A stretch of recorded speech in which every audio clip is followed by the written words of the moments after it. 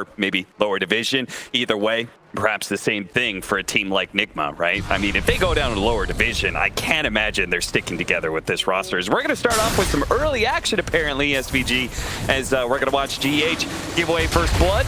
Tries to snowball, but there's so many heroes here. There's no chance. I guess a snowball's chance in hell would be pretty apt to be able to get out of there. Rank 1 for what, Cap? Yeah, we were talking about that. Rank 1 GH back to rank 1 according to the leaderboard, though. 30 seconds. Does anybody, are we certain that's GH and not somebody else who just put in GH's credentials into the It is hard to know these days, but I think we'll give it to him for now. Maybe the sleuths will uncover it. I think it is him. Very impressive to see him back up there. He will feed first blood. Goes to Undying. This is a hero who can get fast boots off it, so might already skew this early game pretty in Entity's favor. It's a very interesting draft. One of the biggest things I think is when you're playing this core AA, we're going to see the early rune fights, another early snowball. Yeah, Stormer. He goes in deep to be able to get that bounty rune, and even if he survives here, I'm not sure how good he's going to feel about all this, as they're going to go one last round of nukes, but it's not quite enough. He survives off 40 HP. Maybe he's going to be given a salve here. No salve to give. No salve? Oh, that definitely can't be worth it then at that point, right? Definitely not. He also took Burrow Strike for that first blood, so yeah, he's really feeling bad about it now. Well, he secured himself 1 CS with that Burrow Strike. So the biggest things about this game are this AA pick. It's going to do a lot of work versus DP Huskar win condition that Enigma was trying to set up, but at the same time, I do feel like it opens up the game for this Ember in terms of, especially later when he has BKB, what is he worrying about in the fights and how do you catch him on the map? It's all on this Skywrath Mage Sand King combo.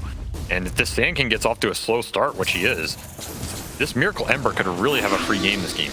At the same time, we see this core AA.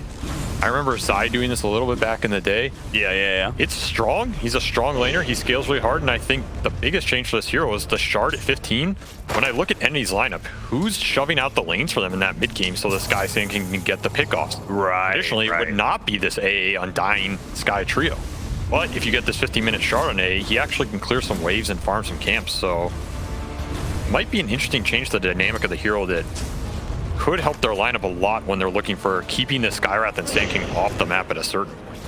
So that's going to be really interesting. If he has a good enough laning phase and is able to get a decent amount of farm, I'm not sure what items he wants to pick up. Like, is it still the same build that Zai used to go, or do you think there's something different now? There's probably some way different stuff now. I do think you want the shard on this hero 100% as a core A at some point. That's your big farming mechanism. You can go E-Blade probably on this hero now. Yeah, that's true. Destructive. You can just get casual Kaya. You can go bots build potentially. What do you think about a Spirit Vessel build? Yes, Vessel's amazing this game. There is that Abaddon Dispel, but it's definitely going to be nice. Probably go HOD on this hero. I mean, what's stopping you after all? But yeah, everybody could go it. Talking about good lane, this should be a really good lane for them. Double ranged hero versus Huskar. He tries to fight, but there is far too many nukes coming in from the side of Entity, and already this Ancient Apparition lane is looking pretty hot. This is one of those really toxic lanes you play versus here. Why am I in this lane, guys? I don't want to be in this lane with any hero. Yeah, and Kuro's gonna die as well here. Okay, never mind. Disarm comes out from ILTW, and that's enough to be able to keep him alive, but still, I mean, Kuro, he's on limited regen here. If he pops it for himself, it means he's got nothing left for ILTW, who will likely need it in 30 seconds time, I would imagine. I'm not a huge fan of that go either, because I think your goal in this lane is really to shut down Huskar, and you don't want to deplete all of your mana on this Skywrath for some regen burn on an Abaddon, who's not theoretically changing too much of the lane based on his current HP. It's really about how low this Huskar gets and how much you can force him off the waves. So I actually wasn't too big a fan of that go, but he's pretty much going to freeform in this lane forever, and he's already off to a really good start levels-wise, and this is a hero where the levels matter. Yeah, CS-wise too, he's 17-2, second on the board right now with only Miracle leading at a 22-3. Big reason for that early start and everything, but obviously Stormer, he'll start picking up the pace here as he gets the levels on Sand King. That is the downside of that level 1 exchange. It was kind of good for this Undying in his lane. This Sand King really lost out in that early exchange, and So is Undying winning that lane? It doesn't look like it. It looks like Death Prophet's doing pretty well in CS. I tend to agree. He does get the earlier boots here, but EP is just a hard hero to play super aggressive on. And Mind Control already up to this. He went the early wand, which you've seen, that kind of Tundra-esque itemization. He's got range up, null, wand charges. You're never going to bring this DP down. LTW, he's caught between two different nuking cores at this point because Katomi's actually pretty damn farmed for a 4 position. Stormer looks like he's just limping around on a little bit of HP because of that sentry. He knows he's safe for now, but if he walks out and Miracle's there and he hits a slight and he hits a chain, then maybe.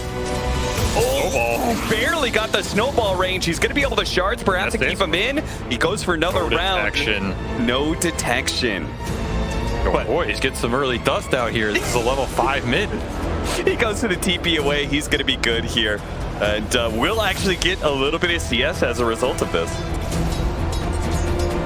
Really need some early detection for this, because if he gets punished on one of these deaths, it's super big for Miracle. Again, this is a game where this Ember has to kind of pop off, in my opinion. He has to carry the other 2 cores through that late game first. This AA, who's going to be a menace in this game because of the start he's having. So every little bit you can snowball Miracle helps, and on the flip side, if he goes down... Slight, trying to dodge a little bit. Kuro's going to be here. Not actually needed as the high levels of Flame Guard were there. Bottom lane looks like they might have been able to catch Fishman. They do. First kill there for Nigma, and they get the tombstone on top of it, so it's kind of like a kill and a half in a way. MCGH making stuff happen on this lane. Versus Undying, this is not a hero who ideally wants to lose his lanes in this fashion, but this Death Prophet Tusk matchup is pretty hard for him. At the same time, ILTW is feeling the pressure up here. I mean, the Abaddon was forced to rotate mid, so there's nobody left to help ILTW out. Kuro has just left him. I mean, a Huskar losing his lane, that's so hard to recover, right?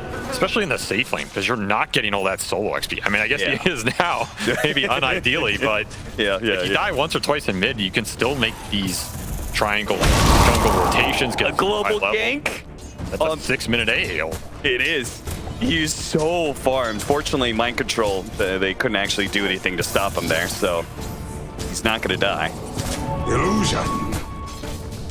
See GH trying to scout some of their stacks, but there's nothing to get, and Stormer thinking about that. Radiant's middle tower is under attack. This is where MC's gonna have to think about this game. How does he do these tower pushes if he even wants to force it that hard? Oh, the snowball grab gets him away from a lot of the epicenter damage, and now he has the flame guard. He's got his remnant up as well. Doesn't have a whole lot of mana to work with here, so he won't be able to charge for more. Another A blast in 8, but not there yet. Do you think Toby's gonna try and snipe him? No? You wouldn't go for it? I think that's a really low chance you ever get him. He's got some travel time, you know. Yeah, but think about the mental damage you'll do if you do actually land it. Mind Control popped to the Exorcism, but now he's in serious trouble. Silence up, unable to get off the Spirit Siphon it. Even as he does, as the silence wears away, it's too late. Crystallis claims the last hit on that kill. I mean, you pointed up, Ember Spirit needs to pop off this game, and Mind Control, he's got to do a lot of heavy lifting when it comes to objective control, and at least Mind Control dying there on his first Exorcism has got to feel really bad.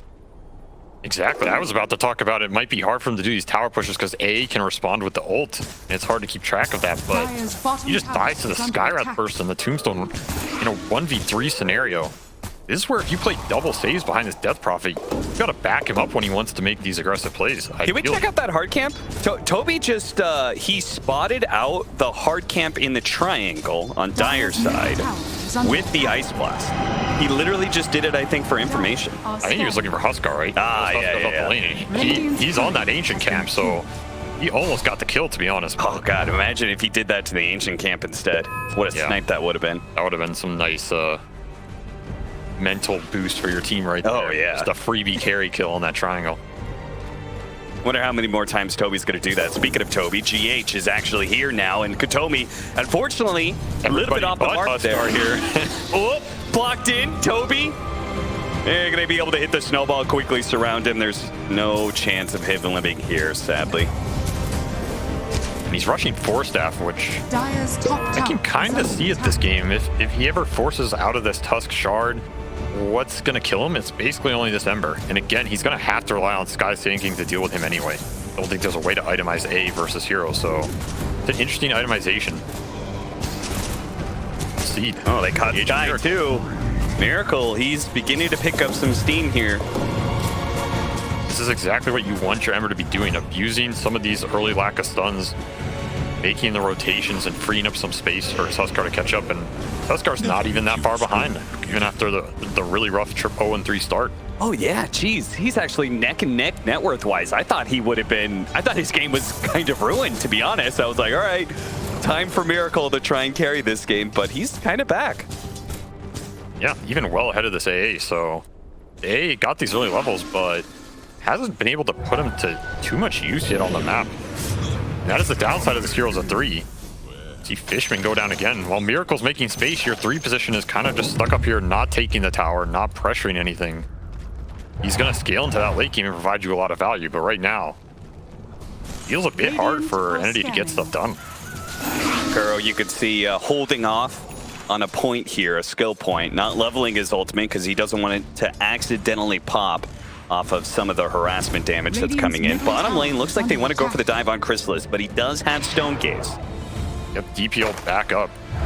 Nigma really wants to use this to get this tier 1, but it's again this question. You don't want to overextend into some large A blast tombstone fight. And that Stone Gaze, as you mentioned.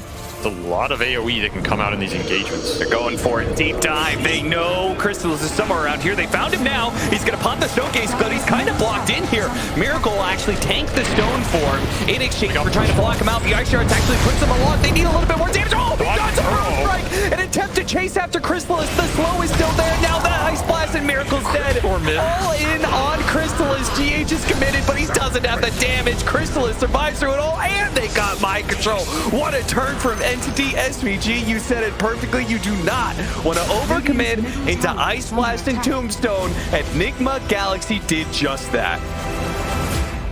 What a turnaround there with the Tombstone just doing so much work in this fight. Miracle almost can't play it any better. He traps Medusa during the Stone Gaze under that DP ult. GH just can't get in, and that shard missing might have cost him this kill. Miracle even dodging the Burrow Strike. Cannot really ask more from your Ember in this situation, but once he's out of gas, just nothing left in the tank, and MC did not feel comfortable engaging with Miracle behind that tier 1 into the Tombstone, into the AATP that can come out. Yeah. Into the Sandstorm. I mean, this lineup is a nightmare to engage into around those objectives. I love that play from Entity because it was a risky move, right? Like, you could potentially just get your carry blown up. Speaking of being blown up, here goes the Death Prophet. There's the power of all these nukes from Entity, and this is why they've been running the Sand King Skywrath combo. Oh yeah, there is no way to save you if you're caught out on your own. This is a lineup with 2 saves, but your 2 saves are some melee supports who are kind of clunky, no mobility. You're not around them. They're not saving you from anything, so... But I agree, the idea of using your Medusa to take this fight, I think, is exactly correct. If Nigma's willing to overextend there, that's the best fight you're going to get in the early game. Because AA Undying are not catching heroes on the map. Yeah. They'll excel if you run into them. Right. Especially Sand King too. These are all a crazy amount of turnaround from Entity's lineup. So they're always going to be happy to take these defensive-oriented fights where Nigma's jumping into them, especially when it's Miracle first. Yeah. That Ember ever goes in deep. It's going to be hard for those saves to follow up very fast, and he risks getting burst. Even if he gets low and he has to retreat, suddenly Nigma's caught in these types of fights they don't want to be in. Ooh, he did not want that chains. I think he wanted the Skywrath Mage a little bit more. Now they're going to cut. Nice through that Burrow. Stormstormer sets it all up for the Ice Blast. Okay, Ancient Apparition does manage to blow up at least one, but the sad thing is that Miracle was able to slip away due to both a Remnant and a Slight. He gets out still, though. At least they killed Kuro as well. So 1 for 2 to the favor of Entity. Still, got to be very happy with that exchange. People will take that, particularly because MC just getting to finally use his ult to bring out tier 1, but triple TP in the tree line. Is he going to be able to get this free? It doesn't look like it. The tower's going to die, and Stone Gaze has actually been popped by a lot of siphons, though. Yeah, they're doing everything they can to make sure Mind Control dies as quickly as possible. Afraid of those Spirit Siphons, trapped in a corner. He's actually getting some heal back. Oh no, the exorcism, it kept him alive. Mind Control, he turns around and gets both of them. them killed. What a disaster. Entity playing for a bit of greed, but this time around, it bites them in the ass, perhaps. Katomi does manage to come in and here, maybe though. get the kill onto GH, but the Aphotic Shield, it came in last second. Crystallis and Katomi thought they were going to be able to turn around and get a kill, but now Crystallis is in a little bit of danger here. The Spirit Siphon is bringing him down. He's going to be able to chase for more. Exactly that with the snowball. He blows himself That wasn't up, what he wanted, but he might take it. Crystallis, it's all worth it. Definitely worth it. This A blast, too little, too late. Where were you, my friend? You know, MC just gets his whole game turned around off this sequence, it feels like. oh yeah. I was gonna praise Crystallis for the fact that he was willing to put his body on the line for that safe lane dive, right? Like he could have done a Dusa thing. I'm gonna go farm triangle where it's super Radiant's safe and nobody can kill me. But bottom tower is he was under willing to put himself in that Dire's position. middle But this tower time is under around, attack. it wasn't the same kind of setup, right? Definitely not. This is where they did not have enough burst to finish him off. Though that was really close. I mean, we're talking about calculations here. I mean, shout out to Mind Control for cutting into this corner and just holding. He was on 40 HP multiple times. Oh, Radiant's middle Even tower gets an is under Ogre Club attack. delivered, I believe, mid-fight there. Helps him out a little bit. And GH unbelievable. coming in at the end to help clean it up. Back into the game, we are watching Mind Control get blown up, so this time around doesn't survive, and they will retreat. A little bit of aggression into the enemy jungle, gets stymied by Entity as they hold strong with this Sky and Sand King combo. It's all right, you know, DPO, it's on cooldown anyway. Throw one or two of those away. It's going to be hard for Nigma to keep control of Entity's deep woods this game, just because of how much turnaround they have. Yeah. And it's still a game where there isn't any direct tombstone killer until Huskar's willing to engage these fights. Which LTW, he's closing in on this BKB. He is top of the net worth charts after that rough start. This is where Nigma's going to think about this Roshan and with this next DP ult in the Huskar BKB. Again, though, that fight is so hard to take for them. If Entity get there with Tombstone, Epi, A Blast, they can scout it with the AA Vortex, so... And Stormstormer is going to make it more difficult to play the map as well with this Boots of Travel pickup. Yeah, exactly. Now you have to start thinking about this Sand King Skywrath threat off the map if you're Miracle. He is rushing BKB, which I think is the correct choice this game. Because he still needs to be aggressively able to shove these lanes out. But it might not be that characteristic Maelstrom super escalating damage build you would ideally want to see out of this position. Yeah. But I don't think Nigma's going to have damage problems, so it's not like it's going to hold them back, but I think they are recognizing this is a game where even though their lineup wants to push the tempo, you don't want to overforce some of these objectives and then get caught with your pants down, so to say, into all of Entity's AoE. Right, right. We saw that earlier. I think they learned that lesson real quick. Yeah. You give it once. Can't afford to let that happen. And he's looking at MC here. They don't know where the saves are. That is something they're always going to have to think about. Stormstormer definitely wants to jump these cores, but he has to think about where the Abaddon, where the Tuskar are. Dire's top tower Katomi can is come. under He can attack. hold his Ancient Seal for one of these saves, but that means you're doing less burst damage on the target you jump. Yeah. These are the small decisions they're going to have to make in these initiations that'll make a huge difference as that fight develops. Most of the time, which one are you going to be choosing here? Are you trying to blow up that first target faster or play for the counterplay? I think that when the Enigma cores don't have the BKB yet, you try and blow up this Death Prophet. She's up really far. She is very far. There is going to be the Aphotic Shield to remove that cold feet, but that was still quite the aggressive position there for Yeah, Mind I Control. don't know if he should have gotten out of that, to be honest. Count your lucky stars that Sand King Sky were not there, because I think he should have gone down there. Now they're going to go straight into Roshan with the rest of the A Blast. But the A Blast really well set up. Stormstormer is going to be a little bit late, so instead he chooses to be able to pick off the Tusk. A good kill, yes. Miracle gets a haste rune. No A Blast here, so Nigma really wants to force the Roshan now. This is a decentish window. Playing into this Ice Vortex. So hard. So difficult. Tombstone, Ice Vortex, the possibility of Blink Burrow at any time. Nigma, they realize this is a bit too high risk scenario for them. I like that Nigma kind of faked that force, you know, bring Entity here, make them all show up, get some spells out. Sure, GH goes down, but all three of your cores are continuing to farm. Dire's structures are fortified. Maybe at a certain point they can get a good pick off. It'll be able to force that easier. Mind Control also closing in on his BKB, so we're going to have a triple BKB timing here for Nigma.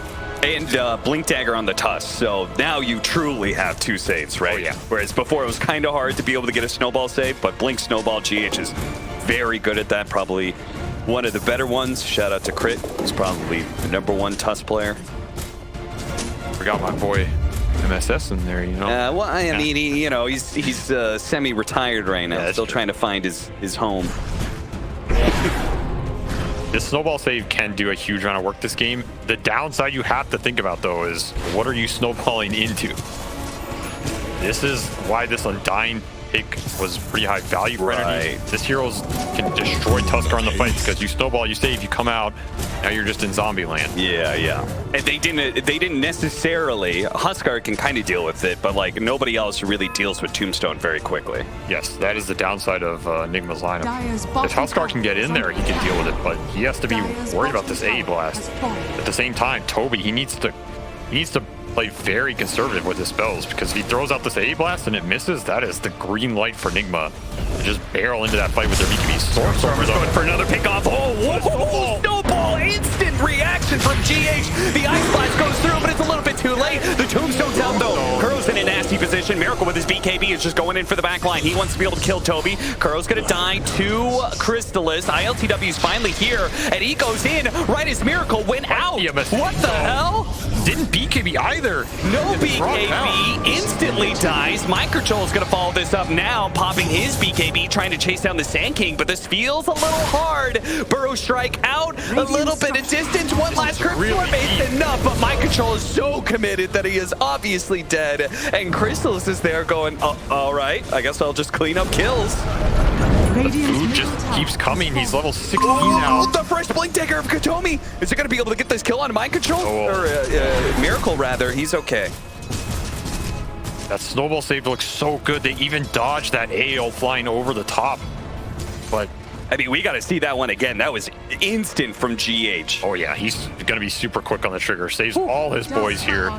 You're dodging the Epi and the Sky Ult. These are the 2 best spells you can dodge, because those are not going to have the long-term impact on the fight. Look at him. He was running the other direction too, and just quick turnaround blink. At the same time, this Tombstone just gets dropped on 3, immediately doing work. The split shot and Stone Gaze. That's where these snowballs, they look great, but at the same time, they might deliver you to a worse fate. Yeah, I bet. The biggest sin of all, ILTW there. He just messed up that fight. There's no way around it. Just gets caught without pressing that BKB in time. Instantly bursted. And to be honest, that is a sin that is not easily forgiven, because like so much of this game, he has been given so much space by Miracle and Mind Control. Like finding these kills around the map, forcing reactions. He can't afford to throw away this net worth lead that he got. Especially since this is a Huskar BKB timing. And you buy this early BKB not so it accelerates your farm. You buy it so you can take the early fights, win those fights, and win the Roshan off the back of it. Right. Now they're back in this situation where LTW is thinking about this Roshan again, but he still does not feel confident enough to do it, so they're just kind of stuck in this pickle. That's where that BKB really was designed to win you that type of fight, so you can get the Roshan while those big ults are on cooldown. But Enigma not finding it, and it's a very costly mistake from ILTW. And if they're losing fights now, what's it going to look like when this Medusa finishes up Scotty? Which I would not have thought this would have been a possibility, but it looks like he might get that Scotty before the first Roshan even dies. He might. He's pretty close, and that is going to be a big problem. Because normally in this Huskar Medusa matchup, Huskar can go in and man up versus hero a little bit, but not with this A blast behind her. So who's actually going to kill this Medusa in a head-on engagement? Yeah. It comes down to Death Prophet ult, but we've seen MC. He can also get bursted. That's kind of the sticky situation Enigma's in this game. They have to take the fights a very specific way, and if Entity's just balled up because they're not getting punished on the map, they're happy to keep farming here, I think. Just a combination. Sand King, Skywrath Mage. Kutomi went for the Blink Dagger to be able to keep up with Stormstormer. Stormstormer's now going for an E-Blade, already has the Kaya. So their burst damage is off the charts. Now we're going to see Kutomi going back for a Helmet Dominator for just that free vision that a Harpy gives you. Has been denied. The vision's going to be really nice because their initiations count for a lot, whereas Enigmas are... There's not an easy way for them to just jump and burst a target. There's that Aether Lens Force Staff on AA. this is a pretty good saving mechanism if one of his cores gets jumped, or even himself. And he did get that shard, so he's going to start to pick up his own farm. And we saw from the last engagement there that Miracle actually did struggle being able to kill that Ancient Apparition quickly. Oh, a double damage. An opportunity presents itself to Nigma. We'll see if they're able to take advantage of it. This is a huge rune, because this is the fight Nigma wants to be able to take convincingly. This will allow Miracle to go in. You were talking about that damage output. Now, he might not have those issues. But a fresh Scotty picked up on this is into the enemy triangle versus an Undying. High ground tomb could destroy them here. They're gonna go for Toby first. See if they can burst him down. If he kill him, it means ILTW potentially free game. Both of them have a buyback. Another Stone Gaze hitting ILTW. Uh-oh, he's slowed down quite a bit. Kuro's trying to run some sort of interception here. Mind control getting on top of me. Here comes the blast. It does actually land on a mind control. He's gonna get popped really quickly. ILTW going back in for the kill onto the Skywrath Mage, but he will die, poked to death by Crystallis with the Scotty. 3 dead on the side of Nigma. It was a relatively even fight kill-wise because of the buybacks on Entity, but that's got to feel so much better for Entity, whose carry is still alive, and now they're the ones going into Roshan Pit. Crystallis seems untouchable in these fights. Yeah. Just sitting there destroying all of them. Takes basically no damage. That Tombstone as well. Who is killing this Tombstone in the fights? And now GH and Miracle, they're going to have to do something crazy.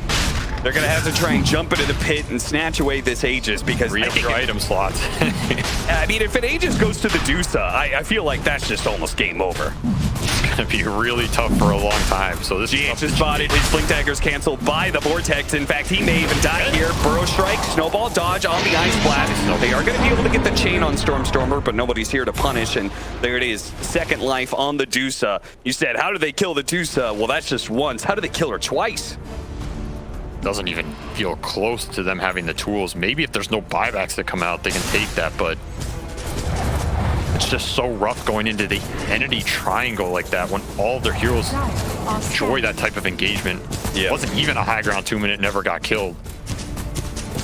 Right next to the tier 2, so those buybacks are also instant to come out. Just a 5-on-7 into defensive counter initiation, very difficult. They did find very good targets in that AA Sky. That's best case scenario in a way, but also worst case because they had buyback, right? Yeah. So. Like that was very well set up by Entity. If they intentionally were holding on to buybacks for a fight like that, it definitely secured them both the team fight and Roshan as a result. The other big thing about fights like that is Nigma wishes they could kind of poke and bait out some of these Tombstone or Medusa ult back up and then re-engage, but it's really hard for Huskar and even DP to get out of the fight once they're in. Stormer just solo killing with the AA ult. Miracle, meanwhile, with the help of GH, does manage to get the kill on the Skywrath Mage, but it's kind of hard for them to get out.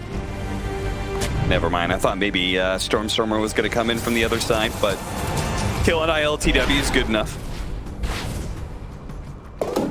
The engage and disengage is very delicate for Nigma in this game.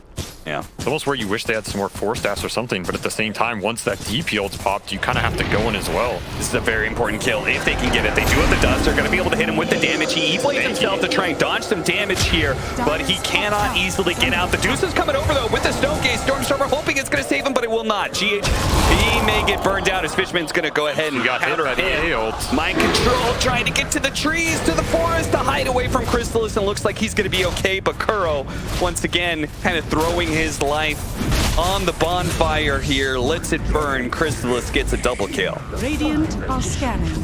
They get payback for their Huskar on that Sand King, but under attack. at another steep cost, both supports and all of that gold going to this Medusa, now level 20. Even longer on this Stone Gaze, it's going to make it harder for this Huskar and DP to just man up on her.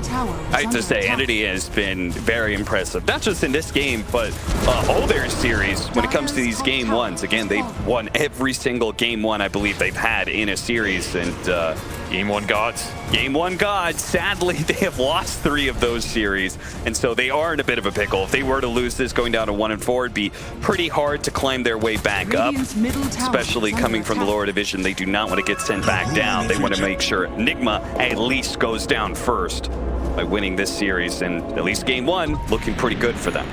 For sure. They're executing their lineup to a T. making sure all these fights, I feel like, have been to their advantage in terms of Nigma going into their areas.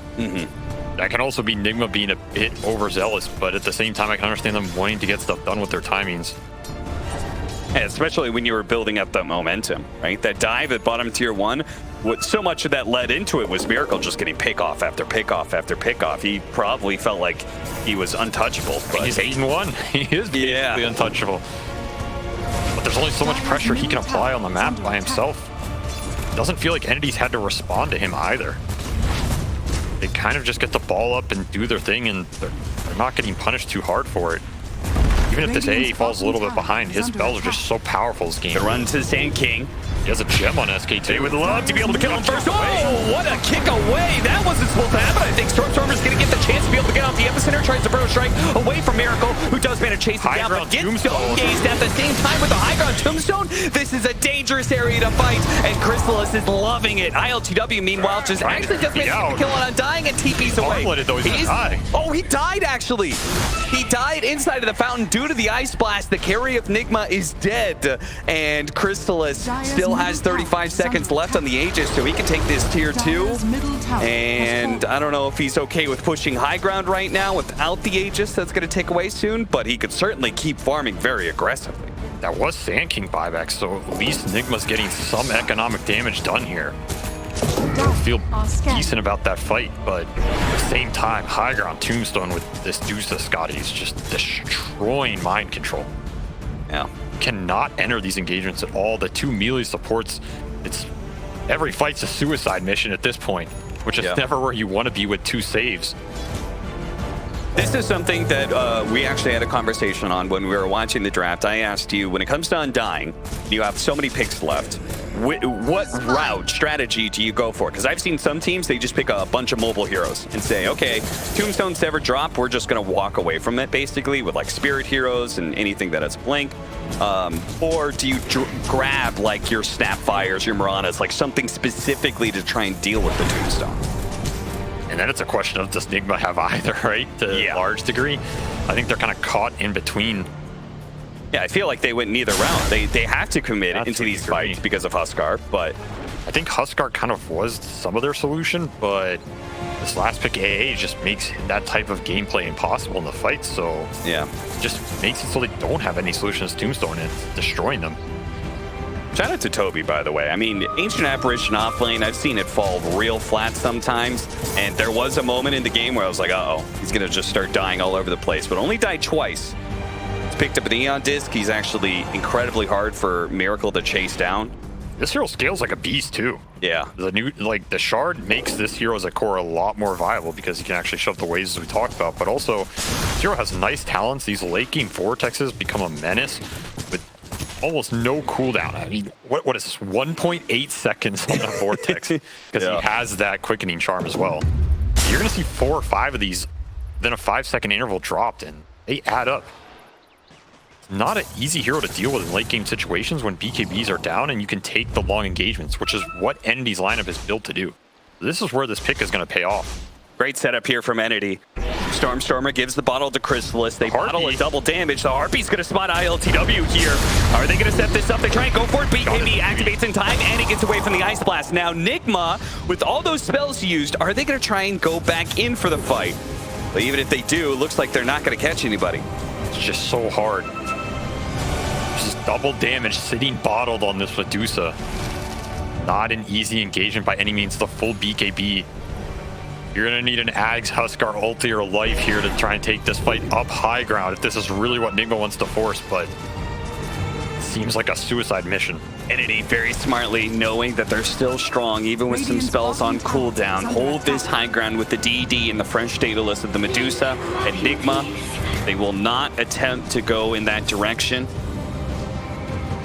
Maybe they've learned their lesson from the previous setups, but do not go high ground versus this team. Yeah. There is no way you're winning that engagement. But at this point, it also feels like a little too late, right? Like, yeah, okay, you don't take that fight, but isn't it, as it goes later, the game more and more in favor of Entity? I don't think it's that skewed. Okay. I think Ember and DP, as they get more items, will help them choose how they want to engage and be tankier in those fights. When you only have one A blast, some of these late game fights, it could come down to buyback situations or base defense buyback situations where Entity's big ultimates don't count for a lot when you can spend your gold on an Aegis. So some of those things become ickier, but for the moment being, in the next 5 or 10 minutes, it's definitely going to be Entity favored behind this Medusa. Okay. But I do feel like at a certain point, this game could become tricky for them. So, from relative strength perspective, Entity, this timing and like the next Roshan is where you want to at least get like one lane of barracks or something like that. Like you should be able to or do some close out the map. damage. Yeah. Like limit the farm. That's where Miracle, he goes this Linken's build. I would really want to see him push this to the limit on the map and abuse the fact that Entity does not have the best catch for him. Keep his items coming, keep Entity, they want to play this ball lineup. Again, they're all on the high ground waiting for the fight to come to them. Don't give it to them. Go farm the rest of the map, shove the other waves in, force some response, find the one hero alone, which in this case is his... Oh, what a scam. That just saved Stormstormer's life, I think. Enigma was on an interception course. They're sending the Harpy in, slowly but surely. He's coming. He's crawling. All right, so they're set up in the enemy triangle. Pretty common tactic that pretty much the teams just reverse sides here and setting up for Roshan. Both of them really want this Aegis. How do you break this tie where both teams sit on a high ground? You force the move. Okay. So what Entity can do is they can go hit Nigma's top tower here. Crystallis can start beating on this tier 3 and it's going to force Nigma to make a decision. I don't think in this type of game they can just force the Roche pit, especially with the Harpy scouting it. So it's going to force TPs back here, and then Entity can take the Roche if they want to force that fight. Just likely what's going to happen. Oh, GH. Doesn't he have that axe? Oh, never mind. Force staff blink. Man, I feel like they're going to need an axe out of GH if they want to be able to turn this game around. It is looking like you don't have many answers to this carry Medusa. She might just get another Aegis for free here. Yeah, it's looking like it. Nigma does not really... I mean, they could have pushed this bottom in harder and faster sooner and maybe threaten Entity back with this DP ult. That's also a tricky situation. The Illusions get some information here. Is Nigma really going to take this fight?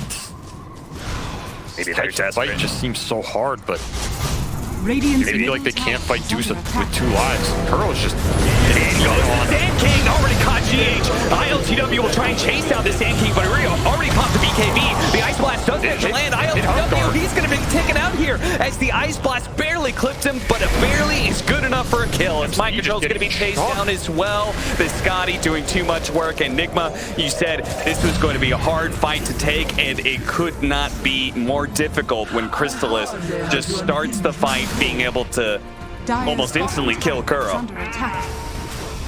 They took this Abaddon out of the fight with his ult getting popped. They insta-burst this GH Tusk, so both saves gone right off the bat. GH buys, but his other heroes don't want to, and kind of just made this Roshan even more costly there. Fishman trying to find somebody. Somebody take the shard from me. Looks like it's going to go to Katomi. So he'll have that increasing buff every single time he casts a spell. Interesting one. Doing a decent job of forcing the Skywrath in a weird position. He dies and he has to buy back.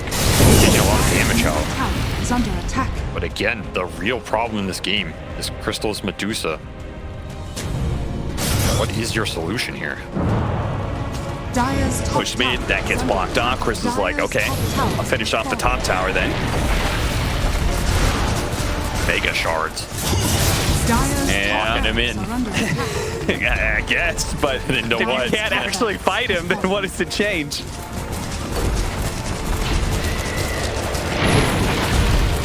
Sends a message. Yeah, what kind of message? Says, once we do fight you, you're stuck in there. He's taking like 20, you know, and he's like, how much is that tag team damage right now? Just every single one. Just takes a little bit of damage. I don't know. 95 damage. It's 60 damage per second.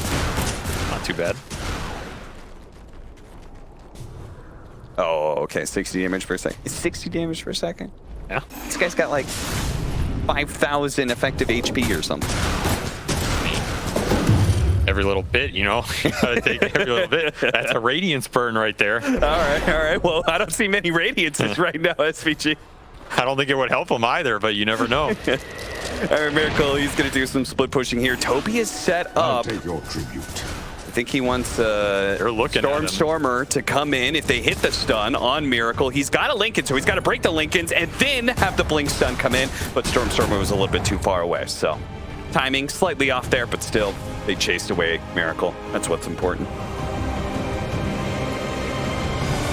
Last 10 minutes, this is Deuce's peak right here. This is where she wants to put the nail in the coffin, end this game, fully stacked out damage-wise. All she's missing is that swift blink initiation that could force it on her own. Yeah. But Entity corralling Miracle into the base. They even have this really deep ward in Enigma's base top from that earlier fight. So they might see Miracle trying to go early and they can set up on it. Crystallis pushes bottom. Stormer preemptively sets up to try and catch somebody top. He has bots and haste, so he can join fights very fast. And now an arcane rune. Heading back to top, and he just might be able to find Miracle, but he needs the rest of the team to be there, kind of. And actually, he already kind of spots himself, chases away Miracle once again. Entity's closed the map out, and they're gaining a net worth lead off this. But they're not forcing that high ground. Maybe a little bit of a saving grace for Enigma here as that Aegis timer ticks down. Crystallis just does not feel comfortable sieging either one of these lanes. I mean, surely you force it with the last bit of this Aegis, right? Or do you think you could just close out the map for a really long time? I mean, ILTW just looks awful against this dude. Forcing it. I think you force it when this Aegis is going down, because what do you have to lose? I don't think Enigma can take the aggressive fight into you anyway. You have to be careful about some aggressive force stabs in or something when the clock's expiring. That could be a way Enigma takes the fight. It's a Harpy on the side here, getting some extra vision. Team playing that right-hand side, making sure they don't get caught. GH would be a very good pick-off. They want to be able to deal with these saves if possible. Crystallis Shard is beginning to become a little annoying here. The second lane of range, Barris perhaps my control, just kind of blinking forward and doing some damage. They're going to try and burn out this Aegis. Now for the second life, Nigma. They're actually going to go for it. ILTW immediately jumps in. Snowball and dodge the Ice Blast. That was a smart play for the Stokey. Still going to be able to go off, and ILTW has to be able to reset. They cannot fight into this Dusa, who is raining down arrows upon them, and ILTW gets swept up by the wave as Crystallis is able to chase him down. Mass buybacks. Miracle's going to die here as well. ILTW, one last play from him, but it's going to be, what, a 5 position on dying kill? Is that all you're going to get? Not even close. A rampage for Crystallis, making a double. Serve up a triple. Crystallis wipes out Nigma, and that is going to be the end of game one, no doubt. Who is in control of this game for the last 20 minutes? Entity looking very, very good once again for their game one.